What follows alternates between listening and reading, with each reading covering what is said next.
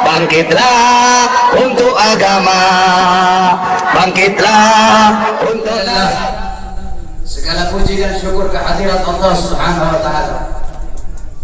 Dialah Allah Subhanahu wa taala yang maha besar, yang besar selain Allah kecil. Dialah Allah yang maha perkasa, yang maha kuat, yang perkasa selain Allah lemah. Dialah Allah raja di atas para raja, yang raja selain Allah hamba. Dialah Allah Subhanahu wa ta'ala yang maha berkuasa selama-lamanya, yang berkuasa selain Allah kadang berkuasa dan kadang tidak berkuasa. Dialah Allah Subhanahu wa ta'ala yang maha kaya, yang kaya selain Allah miskin. Dialah Allah yang maha hidup, yang hidup selain Allah pasti akan mati, yang ada selain Allah pasti akan tiada, yang wujud selain Allah pasti akan binasa. Sedangkan hidupnya Allah, adanya Allah, wujudnya Allah kekal abadi, tidak akan pernah musnah dan tidak akan pernah binasa. Dialah Allah yang maha berilmu, yang berilmu selain Allah adalah pencari ilmu. Dialah Allah yang maha tahu, yang tahu selain Allah adalah pencari pengetahuan. Dialah Allah Subhanahu wa ta'ala yang maha melihat, yang melihat selain Allah buta terhadap warna-warna yang jauh, buta terhadap warna-warna yang tersembunyi dan warna-warna yang tidak tampak. Dialah Allah Subhanahu wa ta'ala yang maha mendengar, yang mendengar selain Allah tuli terhadap suara-suara yang jauh dan suara-suara yang dekat akan menulikannya. Dialah Allah yang dimana kadar kedekatan hamba dengannya tidak akan membuat hamba itu setara dengannya. Jauhnya hamba darinya tidak akan menjadikan dinding penghalang antara dirinya dengan hambanya. Dialah Allah yang dimana walaupun seluruh makhluk berbuat baik tidak akan menambahkan sedikit pun keagungan di sisinya, dan walaupun seluruh makhluk berbuat dosa tidak akan mengurangi sedikit pun keagungan di sisinya. Dialah Allah yang memisahkan dan yang mempertemukan. Dialah Allah yang memisahkan Nabiullah Adam dengan Siti Hawa, dan dialah Allah yang mempertemukan Nabiullah Adam dan Siti Hawa. Allah pertemukan Nabiullah Adam dan Siti Hawa dalam surga, dan Allah pisahkan Nabiullah Adam dan Siti Hawa. Nabi Adam Allah turunkan di India di bawah kaki gunung Himalaya. Siti Hawa Allah turunkan di Jeddah.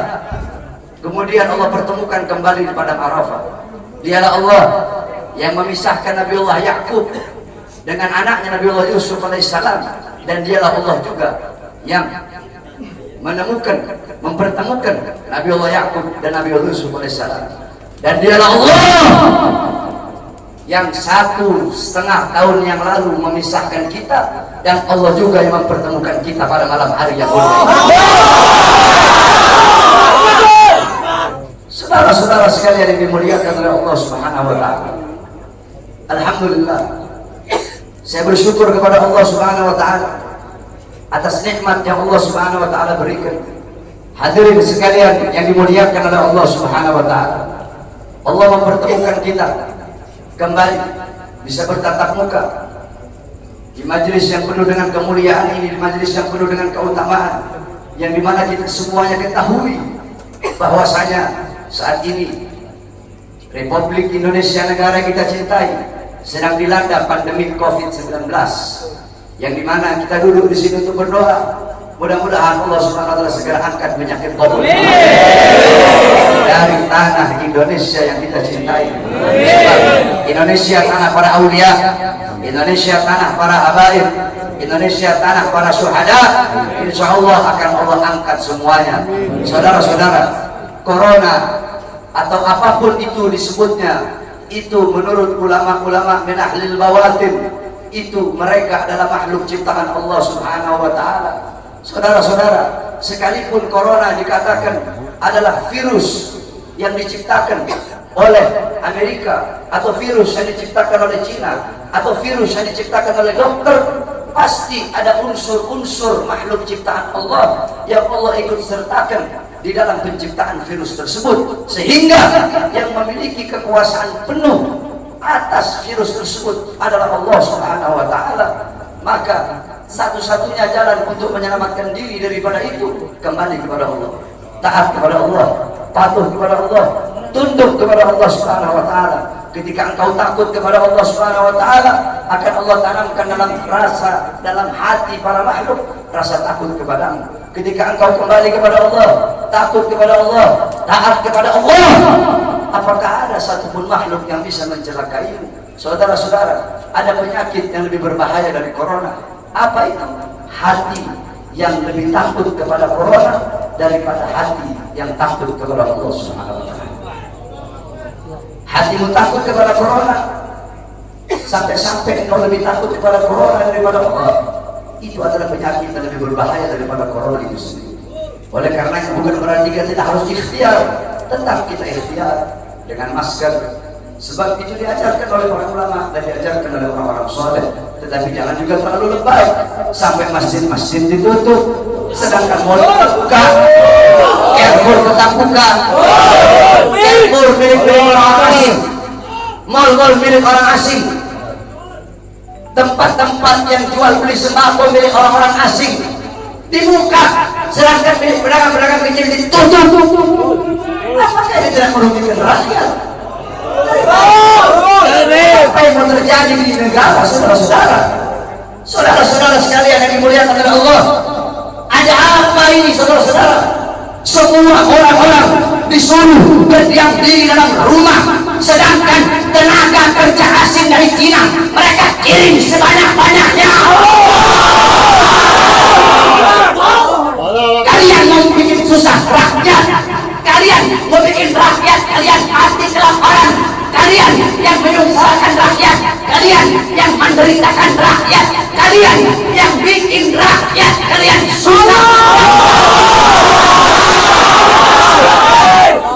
Sudah sering saya katakan, saudara-saudara, para pahlawan-pahlawan, beliau-beliau mengorbankan jiwa, nyawa, darah, harta, keringat demi NKRI, demi kemerdekaan. Itu pahlawan. Pejabat-pejabat sekarang, pemerintah sekarang, mereka bukan berkorban demi rakyat, mereka bukan berjuang demi rakyat, tapi rakyat yang mereka korbankan, negara yang mereka korbankan, orang susah yang mereka korbankan demi kepentingan perut, partai, dan politiknya. Oleh karena itu saya tanya, lawan apa biarkan? Lawan apa biarkan? Lawan apa biarkan? Saudara-saudara, saya baru tadi sore keluar dari penjara. Baru tadi sore saya keluar dari penjara. Tapi saya telah bersumpah ketika di pengadilan Bandung bahwasanya saya, Bahar bin Smith, bersumpah ketika itu di hadapan para hakim, di hadapan para jaksa, di hadapan para pengacara, di hadapan para seluruh hadirin yang hadir. Saya bersumpah, saya Bahar bin Ali bin Smith bersumpah demi Allah, selama kedua mata saya masih terbuka untuk melihat kemungkaran, melihat penderitaan rakyat, melihat kesusahan rakyat, maka selama itu tidak ada satupun yang bisa membungkam mulut saya. Oleh karenanya, apa yang saya sampaikan pada malam hari ini, saya tidak takut besok pagi saya ditangkap polisi, di penjara lagi, nggak ada masalah. Sore ini saya keluar, besok pagi saya ditangkap lagi demi berjuang untuk rakyat, berjuang untuk Indonesia, berjuang untuk rakyat susah yang sengsara, di lockdown, dimatikan di dalam rumahnya sendiri. Saya rela, saya ikhlas, besok di penjara lagi.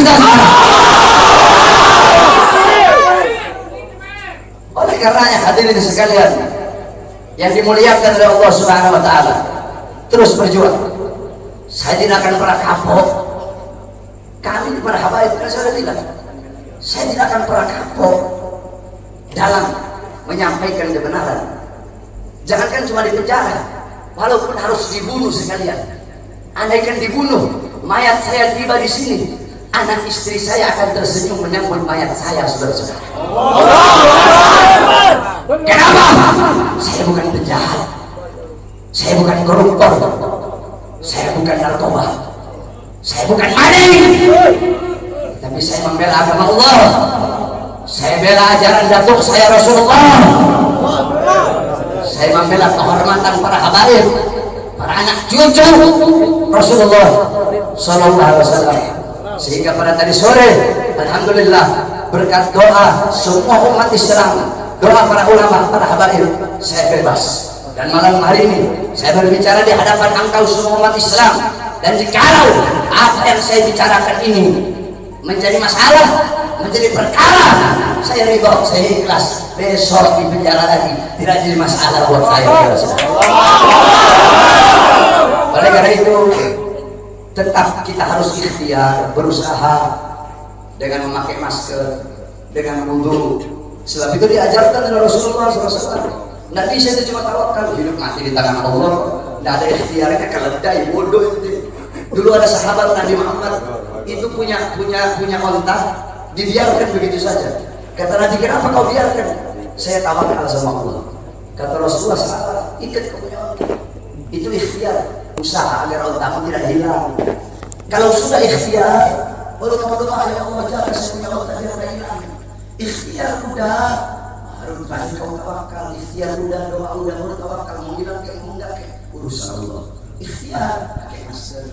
Ikhtiar wudu, jaga kebersihan, itu ikhtiar usaha kita. Berdoa, ya Allah, jangan sampai saya kena corona. Kalau habaib sih, kita orang sih habaib sih, ada masalah sama corona. Jadi kalau sama Habib ini jangan bilang, beb, awas ada corona, salah. Bilangin sama coronanya, corona awas.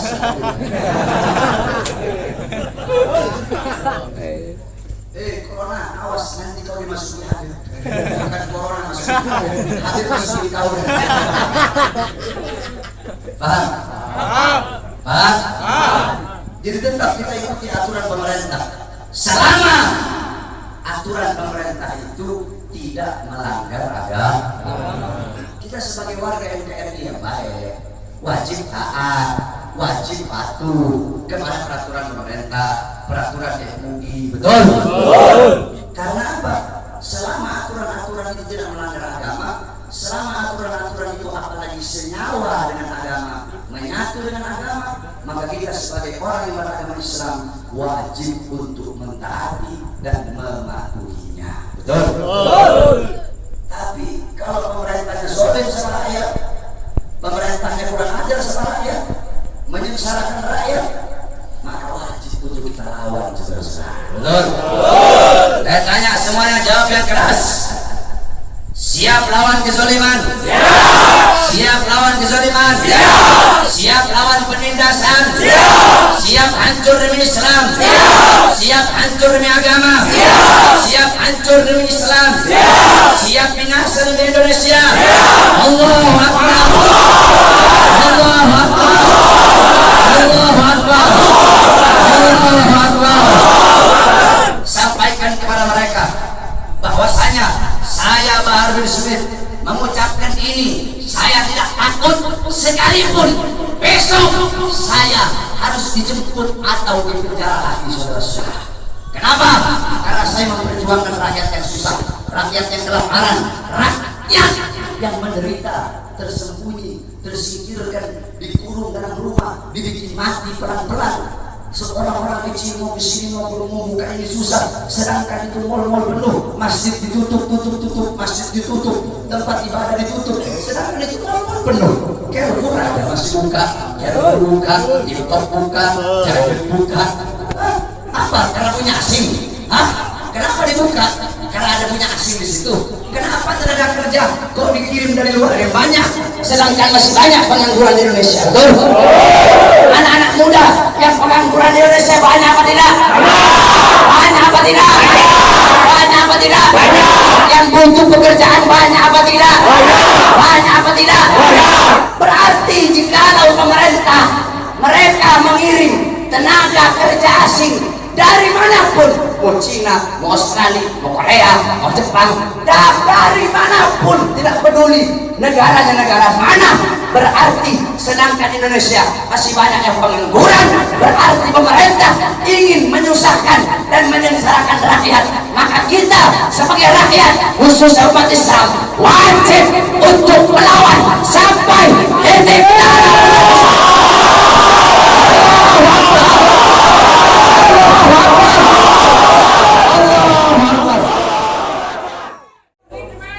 Oleh karenanya hadirin sekalian yang dimuliakan oleh Allah Subhanahu wa taala, terus berjuang.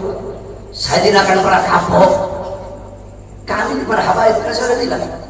Saya tidak akan pernah kapok dalam menyampaikan kebenaran. Jangankan cuma di penjara, walaupun harus dibunuh sekalian. Andaikan dibunuh, mayat saya tiba di sini, anak istri saya akan tersenyum menyambut mayat saya, saudara-saudara. Kenapa? Saya bukan penjahat, saya bukan koruptor, saya bukan narkoba, saya bukan maling, tapi saya membela agama Allah. Saya bela ajaran datuk saya Rasulullah. Saya membela kehormatan para habaib, para anak cucu Rasulullah Sallallahu Alaihi Wasallam. Sehingga pada tadi sore, alhamdulillah, berkat doa semua umat Islam, doa para ulama, para habaib, saya bebas. Dan malam hari ini saya berbicara di hadapan engkau semua umat Islam.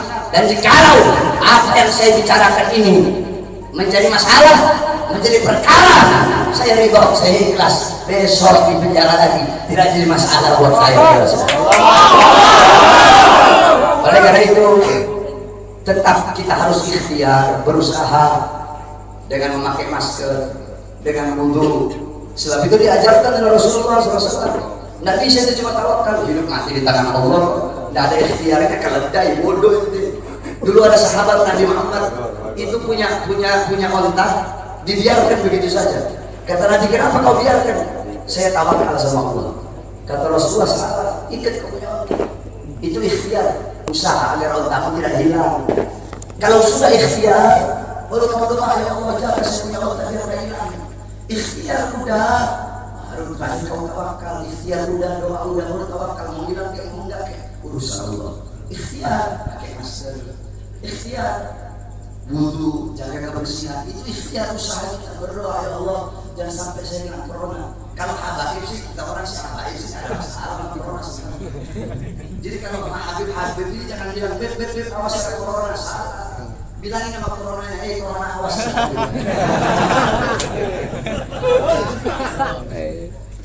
Corona awas, nanti kau dimasuki Habib. Bukan corona masuk Habib, masuk di kau.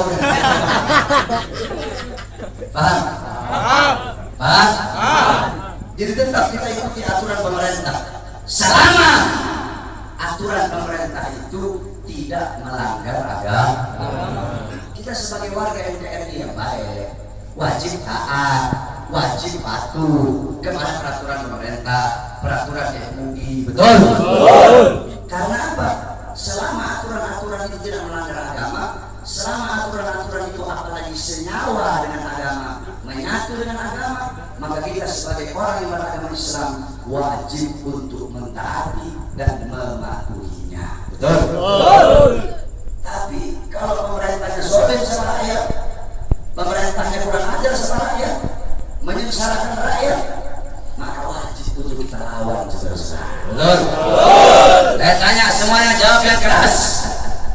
Siap lawan kezaliman? Siap. Siap lawan kezaliman? Siap. Siap lawan penindasan? Siap. Siap hancur demi Islam? Siap. Siap hancur demi agama? Siap. Siap hancur demi Islam? Siap. Siap binasa demi Indonesia? Siap. Allahu Akbar. Allahu Akbar. Allahu Akbar. Allahu Akbar.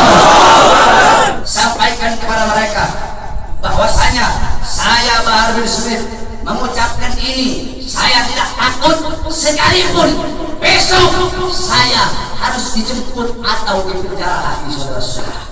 Kenapa? Karena saya memperjuangkan rakyat yang susah, rakyat yang kelaparan, rakyat yang menderita, tersembunyi, tersingkirkan, dikurung dalam rumah, dibikin mati pelan-pelan. Seorang orang kecil mau kesini mau buka ini susah, sedangkan itu mal-mal penuh, masjid ditutup, masjid ditutup, tempat ibadah ditutup, sedangkan itu mal-mal penuh. Carrefour ada masih buka, Carrefour buka, Import buka, Carrefour buka. Apa? Karena punya asing? Hah? Kenapa dibuka? Karena ada punya asing di situ. Kenapa tenaga kerja kok dikirim dari luar yang banyak, sedangkan masih banyak pengangguran di Indonesia? Betul? Anak-anak muda yang pengangguran di Indonesia banyak apa tidak? Banyak apa tidak? Banyak apa tidak? Yang butuh pekerjaan banyak apa tidak? Banyak apa tidak? Berarti jikalau pemerintah mereka mengirim tenaga kerja asing dari manapun, mau Cina, mau Australia, mau Korea, mau Jepang, dari manapun, tidak peduli negaranya negara mana, berarti sedangkan Indonesia masih banyak yang pengangguran, berarti pemerintah ingin menyusahkan dan menyengsarakan rakyat. Maka kita sebagai rakyat, khususnya umat Islam, wajib untuk melawan sampai titik